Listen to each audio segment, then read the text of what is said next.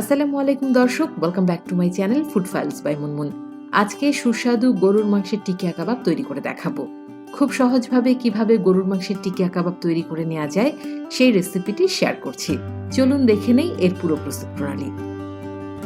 গরুর মাংসের টিকিয়া কাবাব তৈরি করার জন্য আমি এখানে আধা কেজি পরিমাণ হাড় এবং চর্বি ছাড়া গরুর মাংস নিয়েছি। এখানে আমি নিয়েছি 1 কাপ পরিমাণ বুটের ডাল। বুটের ডালগুলোকে 1 ঘন্টা আগেই আমি ভিজিয়ে রেখেছিলাম। এগুলো ফুলে উঠেছে। আস্ত গরম মশলার মধ্যে দিচ্ছি 2টো তেজপাতা, 3-4টা দারচিনি, 4-5টা দিয়ে দিচ্ছি আমি সবুজ এলাচ, 4-5টা লং, দিয়ে দিচ্ছি 1 টেবিল চামচ পরিমাণ আদা বাটা, 1 টেবিল চামচ পরিমাণ রসুন বাটা, হাফ টেবিল চামচ জিরার গুঁড়া, হাফ টেবিল চামচ ধনিয়ার গুঁড়া, গরম মশলার গুঁড়া দিয়ে দিচ্ছি 1 চামচের 4 ভাগের 1 ভাগ, জয়ফল গুঁড়া দিচ্ছি 1 চামচের 4 ভাগের 1 ভাগ, জয়ত্রী গুঁড়া দিচ্ছি 1 চামচের 4 ভাগের 1 ভাগ, কালো গোলমরিচের গুঁড়া দিয়ে দিচ্ছি আমি 1 চামচের 4 ভাগের 1 ভাগ, দিয়ে দিচ্ছি 1 টেবিল চামচ পরিমাণ লবণ, 4 থেকে 5টা পেঁয়াজ আমি এখানে মোটা করে কেটে নিয়েছি, সেগুলো দিয়ে দিলাম, দিচ্ছি 6-7টা শুকনো মরিচ। এবার এই সমস্ত উপকরণ খুব ভালোভাবে মিশিয়ে নিচ্ছি এবং মিশিয়ে পর্যাপ্ত পরিমাণ পানি দিয়ে আমি এগুলোকে সেদ্ধ করতে চুলায় বসিয়ে দেব। পানিটা এমনভাবে দেবেন যাতে মাংস এবং বুটের ডাল খুব সুন্দরভাবে সেদ্ধ হয়ে যায় এবং পাত্রে অবশিষ্ট আর কোনো পানি না থাকে। তো আমি পর্যাপ্ত পরিমাণ পানি দিয়ে এগুলোকে চুলায় বসিয়ে দিলাম। চুলার জাল মাঝারি অবস্থায় আছে এবং মাঝারি অবস্থায় রেখে আমি এগুলোকে সেদ্ধ করে নিচ্ছি। প্রায় আধা ঘন্টা পর ফিরে এলাম। আধা ঘন্টা পর দেখতে পাবেন বুটের ডাল এবং মাংস খুব সুন্দরভাবে সেদ্ধ হয়ে গেছে। আপনারা চাইলে প্রেসার কুকারেও এই কাজটা করে নিতে পারেন, এতে করে সময় আরও কম লাগবে। আমি চুলায় করে নিলাম এবং পাত্রে যে অবশিষ্ট পানি আছে সেটাকেও কিন্তু খুব ভালোভাবে শুকিয়ে নিতে হবে।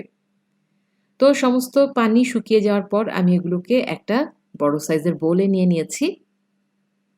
এবার এর মধ্যে যে আস্ত গরম মশলাগুলো আছে সেগুলো খুঁজে খুঁজে বের করে আমি ফেলে দেব, কারণ এগুলোর কাজ শেষ।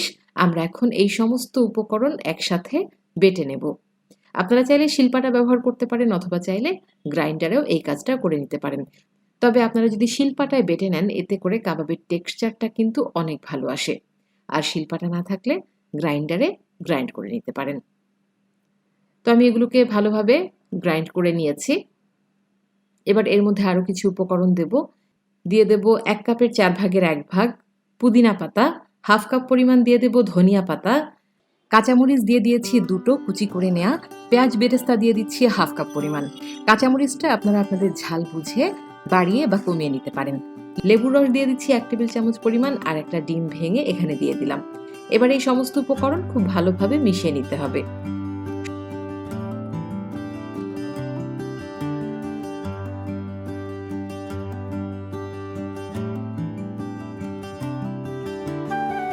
কাবাবের টেস্ট আরো বেশি বাড়িয়ে তোলার জন্য আমি এখানে দিয়ে দিচ্ছি হাফ চা চামচ এলাচ গুঁড়া, হাফ চা চামচ দারচিনি গুঁড়া এবং হাফ চা চামচ কালো গোলমরিচের গুঁড়া।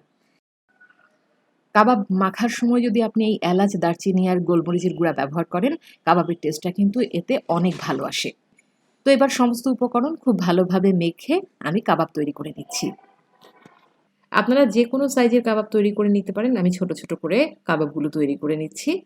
যে পরিমাণ উপকরণ আমি নিয়েছি এই পরিমাণ উপকরণ থেকে প্রায় 25 থেকে 30টা কাবাব আপনারা অনায়াসেই তৈরি করে নিতে পারবেন।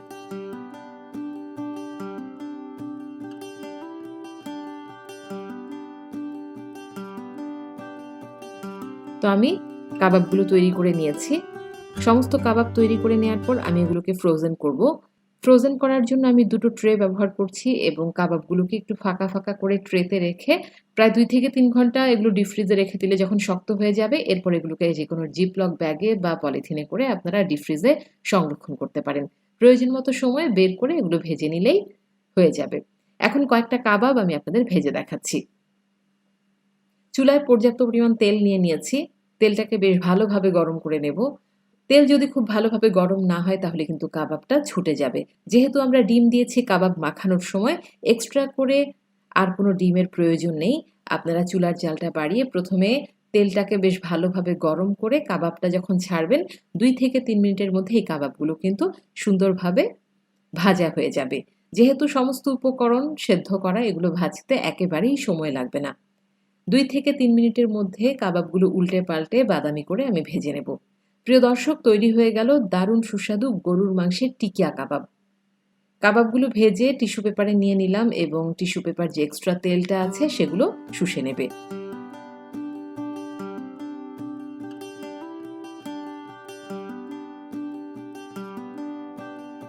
তৈরি হয়ে গেল দারুণ সুস্বাদু গরুর মাংসের টিকিয়া কাবাব। প্রিয় দর্শক, আশা করছি আজকের এই সহজ রেসিপি আপনাদের অনেক উপকারে আসবে। একটা কাবাব আমি আপনাদের ভেঙে দেখাচ্ছি, দেখুন এটা কতটা চমৎকার হয়েছে। আজ তাহলে এই পর্যন্তই। পরবর্তীতে নতুন কোনো রেসিপি নিয়ে আবার হাজির হয়ে যাব। সবাই ভালো থাকুন, সুস্থ থাকুন। আল্লাহ হাফেজ।